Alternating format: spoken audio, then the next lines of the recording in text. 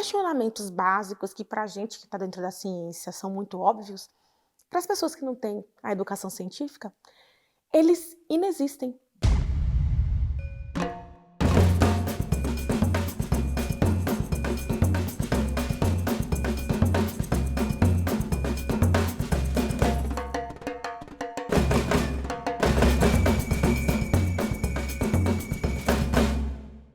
Olá, o canal Brasil e a revista Problemas Brasileiros, mais uma vez está aqui na Brasa Eurolids, esse evento anual que esse ano de 2023 acontece aqui em Lisboa. Comigo aqui, Jaqueline Góes. Jaqueline, muito obrigado por estar aqui conosco. Obrigada pelo convite. Jaqueline, você se tornou muito rapidamente uma figura muito reconhecida, né? Você foi responsável pela coordenação da equipe que fez o sequenciamento do genoma do vírus que provoca a Covid-19, o SARS-CoV-2. Nós estamos aqui num evento de estudantes em que a sua presença gerou muita expectativa, né? Dos estudantes, talvez mais ainda das estudantes. A primeira pergunta que eu queria fazer é no nível pessoal mesmo. Como foi essa notoriedade súbita? Quem opta pela carreira que você optou, talvez não imaginasse que um dia poderia ser uma pessoa reconhecida. Como foi essa experiência para você de repente, se tornar uma pessoa notória? Olha, pessoalmente falando, no primeiro momento ela foi assustadora. É bem o que você falou, quem opta pela carreira acadêmica, muito provavelmente não tem necessidade nem aspirações nenhuma de estar na frente das câmeras, enfim, lidando com um grande público. Então, eu não tinha essas perspectivas, apesar de já trabalhar dentro da docência, que querendo ou não, você acaba tendo um pouco mais de contato ali com muitos estudantes, mas eu achava que ali era o limite, né, do que provavelmente eu teria de perspectivas na minha carreira. Hoje eu já estou mais confortável nessa posição, eu já consigo entender que existe um papel realmente de inspiração, de representatividade com a minha trajetória, que não é perfeita, e eu faço muito questão de dizer o tempo inteiro, não precisam me tratar como estrela, eu não sou estrela, eu sou uma pesquisadora, mas que foi estudante pós-graduanda como vocês que estão aqui, e que passou muito provavelmente pelas mesmas dificuldades, as mesmas crises existenciais, e que conseguiu, com algumas estratégias, suplantar isso. Então, eu acho que é muito nesse lugar hoje, né, que eu me conecto com as pessoas. O que provocou essa notoriedade foi o fato de que apenas minutos, quase, né, 48 horas depois em que vocês receberam a primeira amostra do vírus SARS-CoV-2 no Brasil, vocês fizeram o sequenciamento. O que parece que é um ato de brilhantismo imediato, mas está muito longe de ser um improviso, né? Isso exige um conhecimento específico de muitos anos seu e da sua equipe, exige instrumental físico, né? Existe a necessidade de financiamento, normalmente público, para isso. Como foi talvez eu pudesse chamar de trabalho silencioso? O Sim. trabalho ali foi, entre aspas, o de menos. O trabalho mesmo foi feito em todos os anos de formação e busca de um material que tornasse possível aquilo. Como foi a sua vida acadêmica antes daquele momento? Olha, eu acho que você conseguiu trazer um aspecto muito interessante, que é o trabalho silencioso. Eu costumo dizer que as 48 horas, elas são a pontinha do iceberg, que é toda a estrutura que a gente tem para gerar um sequenciamento num período tão curto. Eu comecei a trabalhar com sequenciamento genético em 2016, na epidemia de Zika. Então, lá atrás, quando o Brasil sofria com a epidemia de Zika, nós fechamos parceria com um grupo britânico, né, um grupo inglês, e eles já trabalhavam com essa técnica, inclusive eles já tinham participado de alguns trabalhos com ebola, então na Guiné. Então a experiência que eles tinham de trabalho de campo tinha sido nessa epidemia de ebola na Guiné, que foi muito marcante, que tinha uma periculosidade, enfim, tinha uma insalubridade muito grande envolvida. E quando eles propuseram que a gente fizesse isso no Brasil com o Zika, né, o nosso grupo de pesquisa, aí na figura do meu orientador na época, juntamente com outras instituições no Brasil, inclusive a doutora Esther Sabino, que foi a a minha supervisora durante o pós-doutorado e durante o feito das 48 horas. E nós começamos a trabalhar com isso. Então, em 2016, nós saímos durante 2 semanas num micro-ônibus adaptado para o laboratório, que foi o projeto Zibra, em que nós não só aprendemos a técnica, como entendemos o que de fato era a vigilância genômica que nós estávamos propondo naquele momento. De 2016, com esse projeto, para 2020, são aí praticamente 4 anos de trabalho em que, além de uma mudança de fato de projeto de pesquisa, porque eu trabalhava com uma coisa completamente diferente, que era a cultura de células, era a infectividade de retrovírus, a mudança do projeto, a minha ida pela primeira vez para a Inglaterra para me especializar nessa técnica durante 6 meses em 2017. Depois o retorno para o Brasil, e aí volto nesse lugar de treinar as outras pessoas, e aí é justamente isso que eu acho que é o mais bonito. O que mais me fez aprender a técnica foi justamente trabalhar com ela o dia a dia ali no laboratório e ensinar as outras pessoas. Então, ter voltado em 2018 nesse lugar de agora você tem a missão de passar o conhecimento que você adquiriu fora e o investimento, obviamente, que foi feito na minha carreira para as outras pessoas. Então, eu tenho muitos aí, muitos alunos, digamos assim, que passaram por mim, que hoje fazem o sequenciamento genético por conta desse treinamento que foi dado, né, não só por mim, como pelas pessoas do grupo. E quando eu fui para São Paulo, em 2019, foi meados de 2019, eu montei uma equipe de estudantes de iniciação científica, que são os nossos estagiários, né? A gente chama de iniciação científica, mas eles são os estagiários, então são aqueles alunos que estão na graduação e que querem aprender ciência. As 48 horas, elas são isso, elas são o resultado desses 4 anos de aperfeiçoamento, né, de você aprender a técnica, começar a utilizar, aprimorar com as pessoas que geram a tecnologia, voltar a ensinar as outras pessoas. Então, tudo isso te traz uma expertise que ela vai além, acho que, de qualquer teoria que você possa trazer para si. Então, nas 48 horas, e que é uma coisa que eu acho que poucas pessoas sabem, porque as pessoas fixaram muito nessa manchete, né, nesse headline ali das 48 horas. Mas dentro dessas 48 horas nós fizemos 2 tentativas. Então, o tempo de processamento ele é menor ainda, né? Então, 24 horas, estourando 36 horas. Mas como nós fizemos 2 vezes e a gente queria muito que tivesse o máximo de informações, então as 48 horas foi realmente do momento em que a amostra começou a ser processada até o momento em que nós É isso. liberamos Mas os na primeiros. prática, como foi isso, Jaqueline? Chegou para você... Porque vocês já eram a referência no Brasil para esse tipo de trabalho. Então, assim que Isso. houve o primeiro caso em que se conseguiu isolar um vírus realmente aqui no Brasil, eu não sei se talvez alguém antes já tivesse, mas o primeiro, oficialmente, isso aqui foi o primeiro caso registrado no Brasil, né? No Brasil. E aí levaram imediatamente para vocês. Isso. Vocês já deviam estar acompanhando o que estava A acontecendo gente no já resto do estava mundo. acompanhando, Então já devia exato. talvez ter a dimensão da importância daquilo que vocês estavam fazendo naquele momento. Sim, a gente tinha uma dimensão da importância em termos de saúde pública. Nós fizemos esse trabalho em conjunto com o Instituto Adolfo Lutz. A minha relação e da doutora Esté e do nosso grupo com o Instituto Adolfo Lutz, ela começou com o meu projeto de dengue, que era o meu projeto inicial do pós-doutorado. Então, como nós tínhamos essa expertise na utilização desse sequenciamento, e eles eram detentores das amostras, nós fizemos uma parceria para que nós ensinássemos a técnica para eles e a gente pudesse utilizar as amostras em contrapartida. Então, nós começamos esse projeto por volta de outubro de 2019. E durante esses primeiros meses, né, 2, 3 meses, nós estávamos focados em dengue.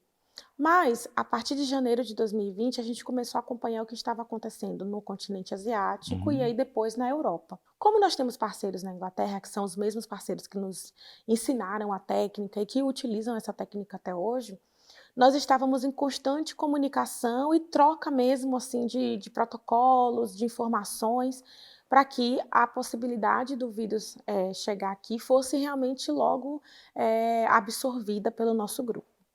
Então, eu lembro que essa parceria com a Adolfo Lutz era uma parceria muito próxima. E quando aconteceu a primeira identificação de fato, nós já tínhamos testado alguns casos que deram negativos. A gente já estava acompanhando isso e quando aconteceu de fato a identificação, que aí foi pelo Albert Einstein e depois encaminhada para o Adolfo Lutz, eles nos convidaram para participar e falaram, olha, realmente agora é positiva, não é como os outros casos, né, os falsos negativos, na verdade, os negativos, né, os falsos positivos. Então agora realmente está confirmado que é o vírus e a gente gostaria muito de sequenciar, vocês topam fazer isso com a gente? E sim, nós topamos. Então era terça-feira de carnaval, em 2020, estava a cidade inteira em festa, nos bloquinhos, eu morava em São Paulo na época e me comuniquei rapidamente com a professora Esther, tentei contactar algumas outras pessoas na equipe e fui para o laboratório. Então, isso aconteceu no dia 26 de fevereiro, então de 26 a 28 de fevereiro nós ficamos ali debruçados. Primeiro, a primeira fase, ela é uma fase um pouco mais demorada, porque você tem que pegar a amostra bruta e começar todo o processo. Como nós fizemos pela segunda vez, parte desse trabalho já tinha sido executado e não precisava ser repetido. Então, o que nós repetimos foi a etapa final, para obter mais dados do que o que a gente tinha obtido, que era 76% do genoma. Nossa intenção era ter o máximo possível. E foi aí que nós alcançamos os 98%, e isso foi, para nós, realmente algo muito é uma conquista. A gente sabia da importância, você me questionou sobre isso, mas era uma importância para a saúde pública. A gente não imaginou que isso teria uma repercussão tão significativa no mundo todo, porque depois dessas sequências, né, essa primeira e todas as outras que nós geramos nos meses seguintes, elas acabaram sendo utilizadas realmente para embasar os estudos em vacina Isso, e e esse é o ponto que eu quero falar, que para vocês isso é muito claro, essa identificação, mas para um público não especializado, qual é a importância de fazer o sequenciamento o mais acurado e rápido possível para possibilitar essa segunda vitória científica que foi, num tempo tão curto, tão rapidamente, conseguir vacinas que salvaram vidas incontáveis, né? Qual é a relação entre a necessidade de sequenciamento para a produção de vacinas? olha, eu acho que a necessidade imediata de você ter um sequenciamento e identificação de um vírus ali através do sequenciamento é a identificação de qual cepa está circulando. Porque essa cepa, ela norteia a forma como a saúde pública e os órgãos, né, de saúde vão interagir com a população. Então, esse é o primeiro ponto. Quanto mais rápido você identifica qual é o vírus e qual é a cepa, mais rápido você consegue traçar estratégias imediatas. No caso da Covid-19, que era uma coisa completamente nova, a gente nunca tinha lidado com esse vírus antes, nós não tínhamos nem medicação, nenhum medicamento que era comprovadamente eficaz contra esse vírus e nem vacinas. Então, aí entra a importância de você ter a sequência. Talvez não uma importância no sentido da rapidez. A rapidez é muito mais para uma resposta de saúde pública. Para as vacinas, você tem um quantitativo muito grande de genomas de uma mesma região, te ajuda a entender quais são as cepas que estão circulando naquele momento e, a partir daí, saber quais mutações precisam ser abordadas, eu diria, ali dentro do processo da produção da vacina. Então, é importante saber, para a produção de vacina, quais são as mutações que o vírus apresenta, ou seja, quais são as modificações que o vírus apresenta que eu já preciso abordar na minha vacina para que ela seja eficaz. Não é à toa que, com o passar do tempo, a gente teve vacinas que foram produzidas com as cepas iniciais e que já não eram tão eficazes, tão eficientes para as cepas mais recentes, né? E agora a gente está com as vacinas bivalentes, vacinas mais atualizadas, por conta dessa continuidade do sequenciamento. Então, cada vez que a gente continuar sequenciando e se surgirem novas cepas, mais informações a gente vai ter para atualizar as próximas vacinas. Isso é com o SARS-CoV-2 ou com qualquer outro patógeno, eu diria. Então, essa é a importância fundamental do sequenciamento. Agora, secundariamente, a gente tem possibilidade aí de fazer estudos de rastreamento desse vírus ou desse patógeno, inclusive entendendo onde ele surgiu, como surgiu, se existe relação com outros organismos e qual foi o caminho que ele percorreu para chegar até aquela determinada população. E aí seria mais informações para quem trabalha com epidemiologia e epidemiologia molecular. E aí um outro campo. Você participou ativamente, coordenando a equipe que botou a mão na massa Sim. para conseguir fazer esse sequenciamento. Já falou que é um trajeto que tinha começado bem antes. Mas no momento que aconteceu, talvez houvesse um segundo elemento acontecendo, que era um significativo corte do investimento público em pesquisa. No sistema educacional como todo, mas especificamente em pesquisa. Mais do que isso, talvez até mesmo um discurso que ligava investimento em ciência, em ensino, a gastos, a jogar dinheiro fora. Havia até um discurso, você lembra? Balbúrdia nas universidades, que se fazia. Como foi fazer essa pesquisa, primeiro, diante dos cortes orçamentários que estavam acontecendo, e, em segundo lugar, não apenas isso, também essa normalização desse discurso. Você falar que era cientista, que trabalhava numa universidade pública, não sei o que, havia um discurso de que você era uma perdulária, que estava gastando dinheiro, podia estar sendo mais bem aplicado em outras coisas. Como é que foi o contexto também específico daquele momento de ataque à produção científica mesmo, que acontecia no nível do discurso e a falta de dinheiro, recursos mesmo para a produção do trabalho que vocês fazem? Olha, eu acho que no nosso caso em particular, a gente teve duas vantagens. A primeira vantagem é que o nosso recurso, ele é um recurso binacional, é uma parceria entre a FAPESP, que é a agência, né, de fomento do estado de São Paulo, e o MRC, que é o Medical Research Council da Inglaterra. Então, quando esse projeto ele foi pensado para uma chamada que já contemplava o investimento tanto vindo do Reino Unido quanto do próprio Brasil. Esse é a primeira vantagem que nós tivemos, que é ter esse aporte de um recurso fora do país e que de um local que preza pela ciência, que investe em ciência e que não cortaria esses recursos por uma questão política. A segunda vantagem é que a própria FAPESP, ela é formada, ela foi fundada e ela tem uma proteção orçamentária muito forte que está em lei.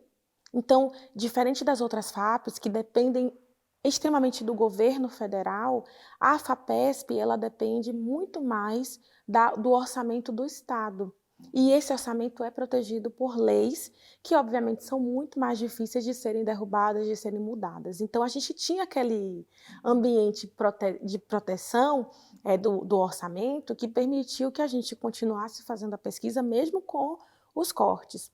Mas isso foi um privilégio nosso, porque muitos dos nossos colegas ali mesmo, da USP, que eram financiados pelo governo federal, inclusive pessoas que trabalhavam com coronavírus, olha que coisa interessante, pesquisadores do ICB que trabalhavam com coronavírus haviam tido seus recursos cortados meses antes da pandemia ser deflagrada.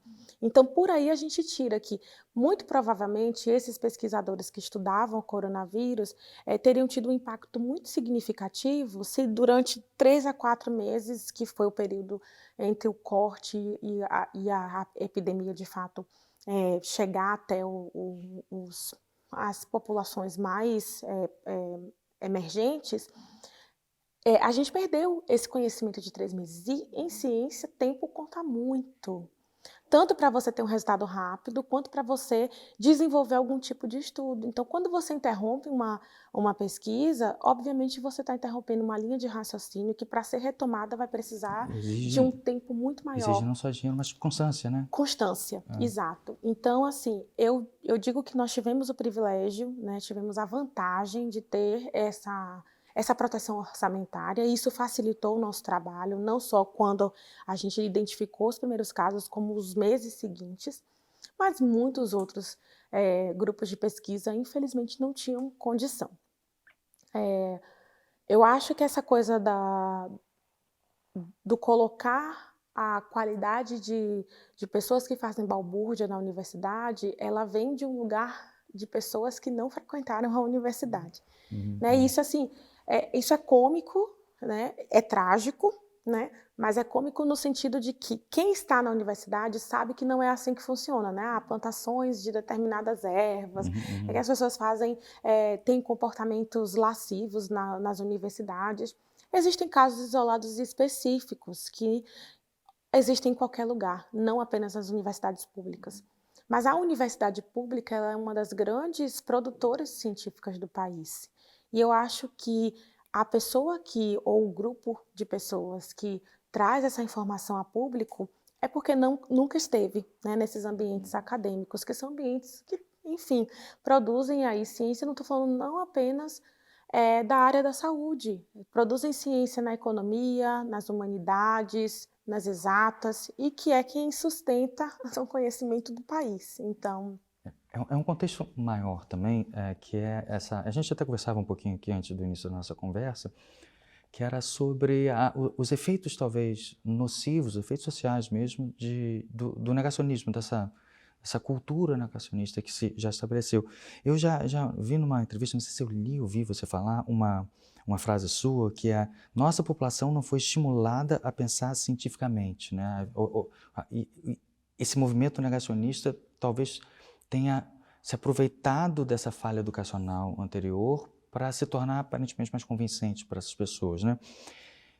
Jacqueline, quais são os riscos de uma sociedade em que o negacionismo se estabelece como uma força nas informações que transitam nela? eu acho que o risco maior é a democracia, né?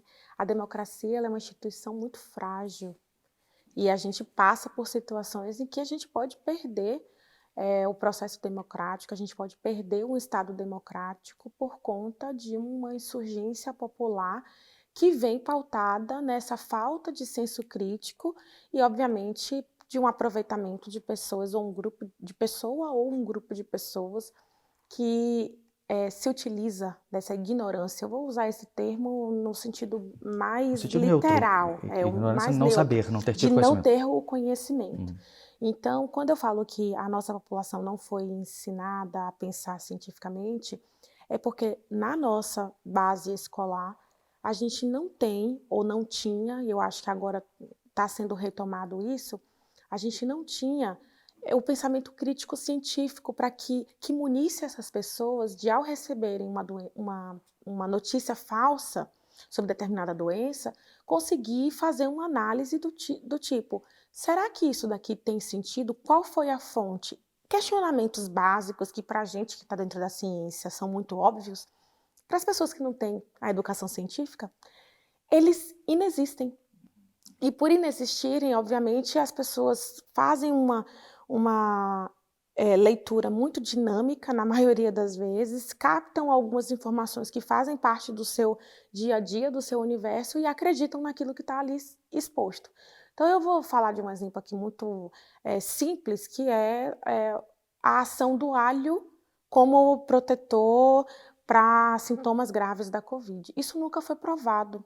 Eu não estou dizendo que não existe, mas cientificamente nunca foi provado. Então, a gente não pode adotar isso como uma política de tratamento das pessoas.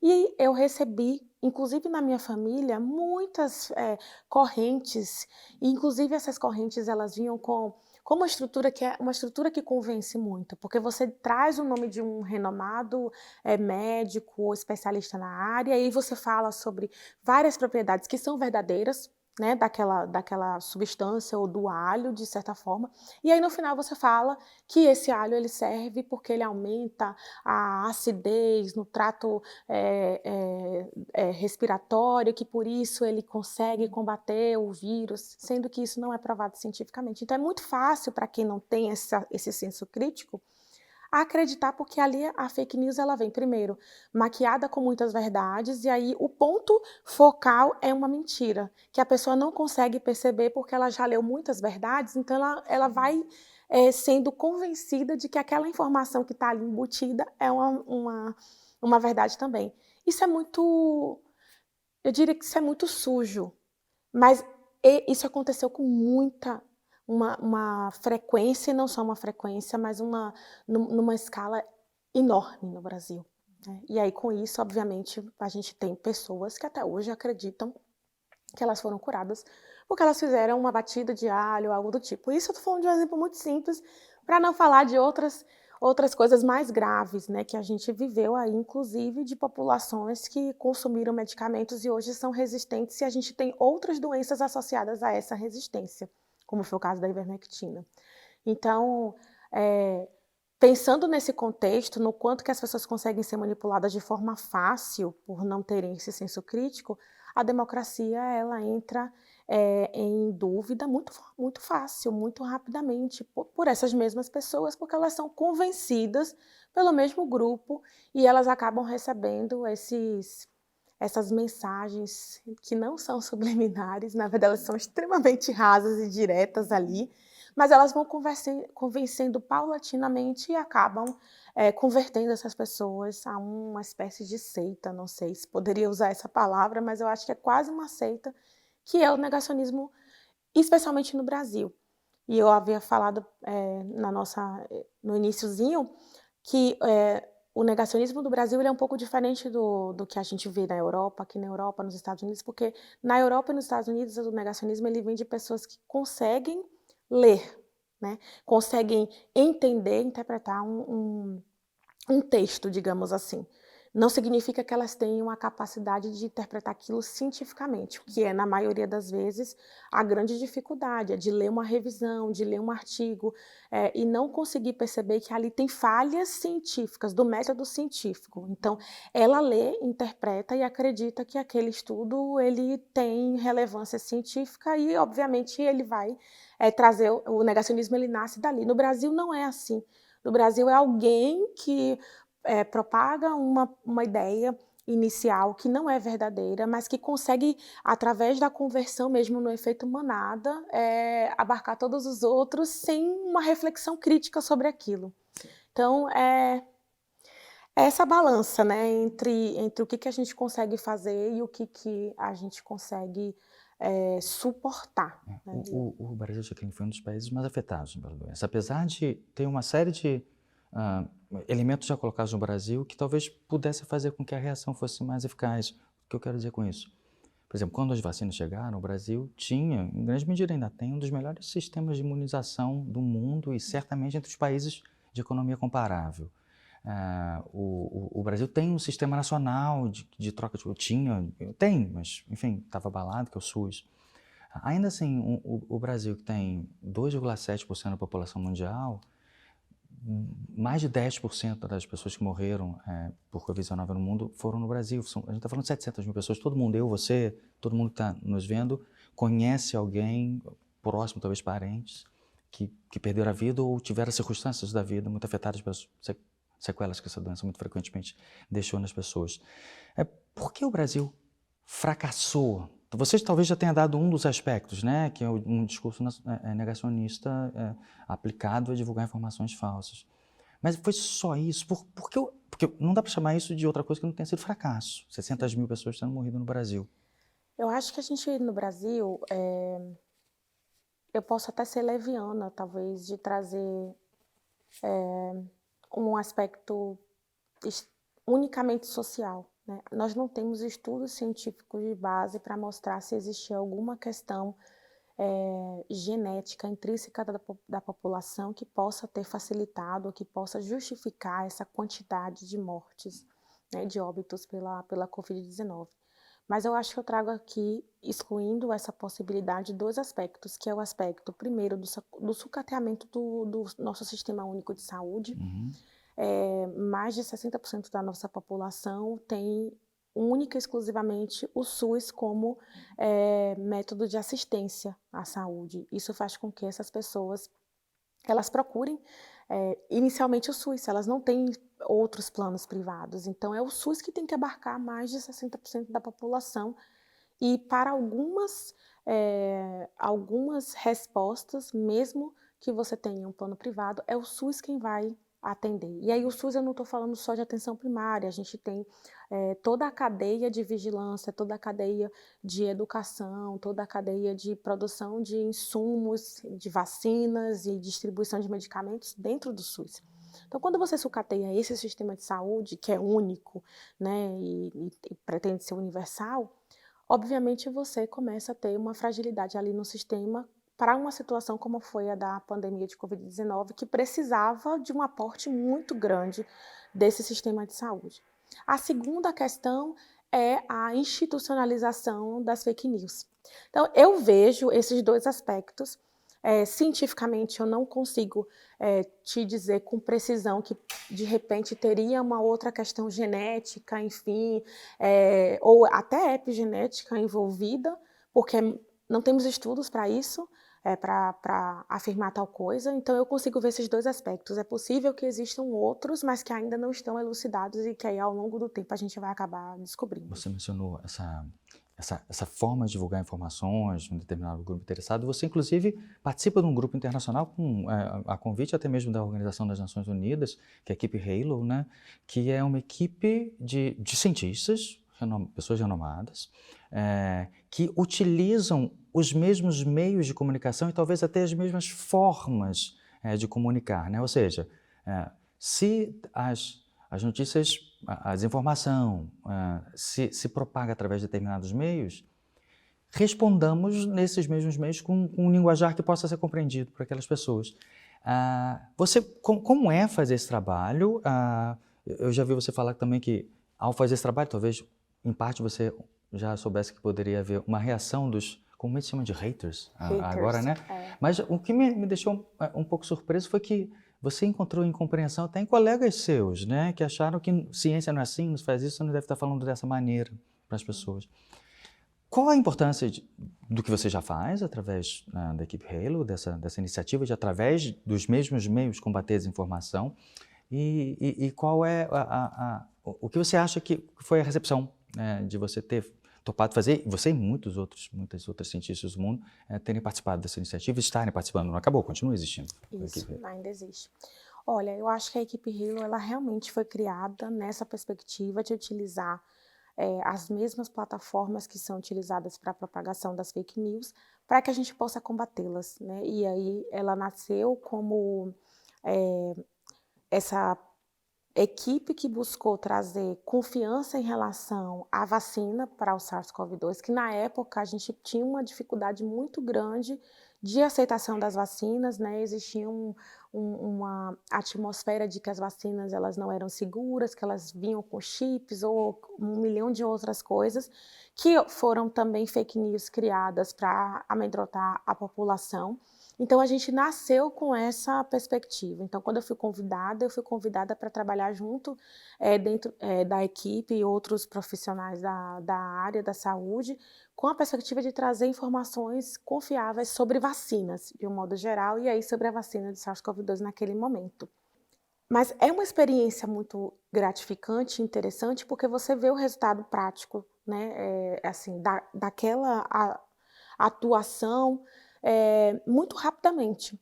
Então, a equipe Halo ainda continua, né? A gente tem permeado aí por outros assuntos, porque obviamente o assunto de vacinas hoje já não tem uma emergência tão grande, dado o nível de vacinação que a gente conseguiu alcançar nas populações, principalmente na brasileira. Mas agora a gente tem outras questões, inclusive vacinação de outras doenças que ainda estão com cobertura vacinal baixa. A gente tem outras campanhas relacionadas ao sistema de saúde mesmo, e aí existe uma parceria da ONU com o sistema, com o SUS de um modo geral, com o Ministério da Saúde, que permite que a gente esteja comunicando com essa população. Então, não foi fácil no início, mas hoje eu acho que eu já consigo lidar bem, e para além de lidar bem, a gente começa a ter também apoio de pessoas que entendem das ferramentas, e isso ajuda demais, né? Então, acho que é uma ótima iniciativa e eu acho que é algo que precisa ser realmente se tornar permanente, porque a partir daí a gente consegue alcançar outros públicos e consegue alcançar outros temas tão relevantes quanto foi o das vacinas. Jaqueline, você mencionou brevemente, quando falava do trabalho do sequenciamento, você falou a equipe das cientistas que participaram. Tem um outro aspecto no sequenciamento, não apenas foi uma mostra da capacidade da ciência aqui no Brasil, na pesquisa, mas também o trabalho coordenado por duas mulheres, você, Esther Sabino, e mulheres. Né? Não sei se havia algum homem ou se eram apenas mulheres, coincidentemente, talvez você estivesse escolhendo só porque eram pessoas extremamente capazes e foram as que fizeram. Isso talvez tenha colaborado para aumentar não apenas a importância científica do diálogo, mas o símbolo que se tornou o que aconteceu. Essa ideia de que uma ciência que muito frequentemente no Brasil, se é difícil para todo mundo, é muito mais difícil para mulheres e em dobro ou triplo para mulheres negras, a importância simbólica também de ter sido uma conquista capitaneada por você como equipe de mulheres, se Se você já tem essa dimensão da importância disso, de você estar aqui comigo e com todo mundo, e as centenas de eventos dos quais você participou, a importância simbólica também disso. Eu acho que hoje estou começando a ter, né? Depois de 3 anos, eu sei que já teve tempo e evidências talvez suficientes para que eu conseguisse entender a importância que isso teve, mas estar perto do público agora e ouvir os depoimentos de pessoas que foram inspiradas por mim lá em 2020 e que hoje estão quase terminando uma graduação ou que já estão concluindo um mestrado, um doutorado e que estavam prestes a desistir, que aquilo foi um fôlego, que foi realmente uma injeção de ânimo, aí eu consigo perceber, né, o quanto que isso traz benefícios e trouxe benefícios que são intangíveis, eu diria. A nossa equipe, você perguntou, ela tem homens na nossa equipe, eles ficam mais nos bastidores, porque são principalmente os nossos colaboradores fora do Brasil, que estão mais voltados para a área das análises, então são as pessoas da área da bioinformática, da tecnologia da informação, ciência de dados, que trabalham em institutos, né, e universidades fora do Brasil, como a Universidade de Oxford, o Imperial College, a Universidade de Edimburgo. Então, assim, eles ficam muito mais nessa parte mais dos bastidores das análises de dados. Em laboratório, naquele momento, a gente realmente só tinha mulheres. Então, e o professor Cláudio Sack, do IAL, do Instituto Adolfo Lutz, porque ele foi quem encabeçou, digamos assim, a parte de coordenar esse recrutamento da equipe. Né? O sequenciamento em si foi feito por nós, mulheres, e aí tem eu, a Ingra, a Flávia, depois as outras meninas também envolvidas, e isso gerou, então, eu acho que essa evidência de que uma ciência feita por mulheres também é uma ciência muito efetiva, uma ciência brasileira que também existe um estigma muito forte com a nossa ciência, então é uma ciência mais efetiva e isso é bacana porque as mulheres elas são impactadas com isso, né? Então fora isso aí vem outras perspectivas de representatividade, o fato de eu ser uma mulher negra e nordestina naquele momento em que pouco tempo antes, coisa de 2 anos no máximo antes, a gente tinha sido atacada por ser mulher, por ser negra e nordestina. Então tinha esse gostinho, tinha esse sabor também, né, de mostrar que nós somos capazes, competentes e que a gente consegue fazer muito, apesar da falta de incentivo, né, do desencorajamento que é destinado às mulheres. Então, acho que hoje eu consigo ter um pouco mais de noção pessoal. Naquela época, eu acho que eu tive um pouco de noção dentro da pesquisa, né? Então, teve esse gostinho de, poxa, a gente está aqui trabalhando tanto, agora a gente conseguiu mostrar o nosso valor. Mas, pessoalmente, demorou um pouco para essa ficha cair. Ela está caindo agora. Quando eu recebi a missão de entrevistá-la aqui, assim que eu falei, minha filha mais velha, você vai entrevistar a Jaqueline? Ela mostrou quando o Maurício de Souza pegou uma personagem dele e colocou você com a Esther, né? Pegou duas personagens e colocou você. Foi feita uma Barbie com as suas feições, né? Uma boneca Barbie, inclusive. Agora você já está mais tranquila com o fato da importância não apenas do seu trabalho científico, mas o trabalho... Não, sim, eu preferia estar no laboratório. Talvez a minha vida estava... Como no começo da conversa, minha vida estava para lá. Aceito, vou continuar nessa vida, mas aceito que... Eu ser vista, dar visibilidade a mulheres da ciência, mulheres negras na ciência no Brasil, do Nordeste, essas mulheres, é muito importante também. Você já aceitou? Agora sim. Eu não só aceitei, como eu realmente estou me empossando disso, assim, né? Eu acho que ter passado pela aceitação está me fazendo entender que, para além de aceitar, de fato colocar um poder na voz que me foi dada, né? Então agora eu tenho uma missão que eu hoje encaro como uma responsabilidade. Então, já que eu estou nesse papel de destaque, de visibilidade, eu preciso utilizar a minha voz para visibilizar outras mulheres nas mesmas condições que as minhas. Então, assim, agora virou uma missão de vida. Então, eu não só aceitei, como eu realmente, assim, né, abracei a causa e estou tomando posse mesmo desse lugar que hoje me cabe. Jaqueline Góes, muito obrigado por sua entrevista, tá bom? Obrigada, querida. Foi ótimo. Obrigada.